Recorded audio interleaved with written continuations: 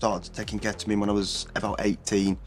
That progressed quite quickly into everyday using, and I went into rehab when I was 21, I think I were. I think I met 2 people in the space of the 3 month I was in there that had took ketamine. I weren't having the conversations that I've had this time round, where you get the identification and people give you bits of information and you share stories, I think that's really important in a journey. At first it was just a party drug, just going out, festivals, but then it became daily use.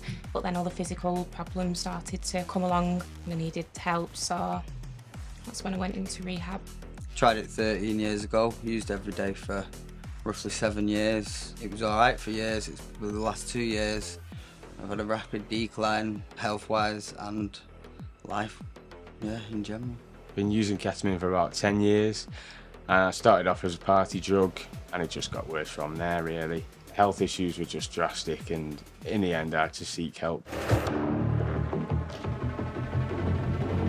I just thought, something needs to be put in place where there's a support group set up and it's just ketamine. They've got it for every other substance, so why haven't they for ketamine when the issues quadrupled in the last couple of years? Yeah, we started having conversations with Acorn and they was on a similar sort of page, so that's all where it came from, really, was from the struggling in 2021, and then also this time around not having a group to go to and be understood.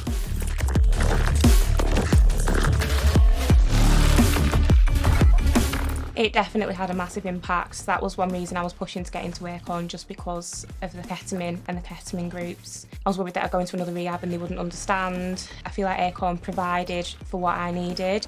They was very supportive on the phone, initially anyway, so I knew that coming in here I'd feel really comfortable.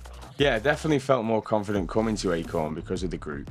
I was able to talk about any ketamine related issues that I had. I think as humans we like identification, don't we? We like grow that connection, build relationships and stuff like that.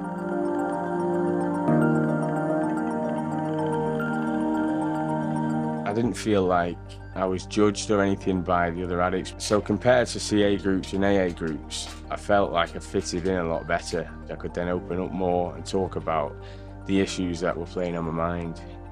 With the ketamine specific group, it's a place where, everybody is sort of in the same boat. I feel more comfortable sharing my physical symptoms from using ketamine because they can be quite degrading. So to open up in a big fellowship meeting, it's not the same as to open up to a load of people that more than likely have got the same issues or had the same issues as you. There's so many physical problems that come alongside it, all the bladder problems, all the pain that you're in. You go to the other meetings and there's nothing around that side of things. If you'd have gone back a year and a half or whatever and someone would have said they've got a ketamine, I'd have been straight onto it over any other service.